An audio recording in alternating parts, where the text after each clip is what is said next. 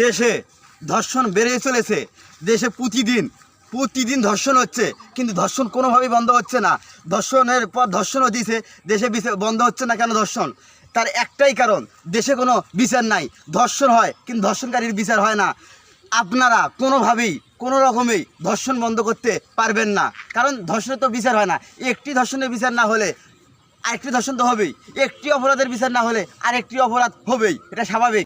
ধর্ষণ বন্ধ করতে কোনো পুলিশের প্রয়োজন নাই, কোনো সেনাবাহিনীর প্রয়োজন নাই, কোনো র্যাবের প্রয়োজন নাই। শুধুমাত্র ধর্ষণকারীর শাস্তি আল্লাহ তাআলা যা দিয়েছে সেই শাস্তিতে আপনারা প্রকাশ্যে দিন, দেখবেন ধর্ষণ এমনি বন্ধ হয়ে গেছে। ধর্ষণ বন্ধ করতে আর কিছু করার লাগবে না। ধর্ষণকারীর যদি শাস্তি প্রকাশ্যে দেওয়া যায় তাহলেই শুধুমাত্র ধর্ষণ বন্ধ হবে এই দেশ থেকে। তাছাড়া আর কোনোভাবেই কোনো রকমই ধর্ষণ আপনারা বন্ধ করতে পারবেন না।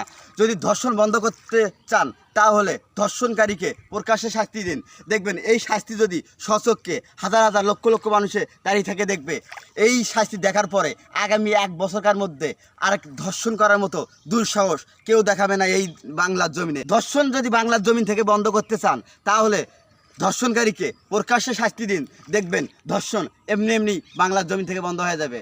আর যদি আপনাদের মন গড়া আইন দিয়ে ধর্ষণ বন্ধ করতে চান তাহলে এই বাংলার জমিন থেকে কোনোভাবেই ধর্ষণ বন্ধ হবে না। যতই কিছু করুন, ধর্ষণ বন্ধ করতে পারবেন না।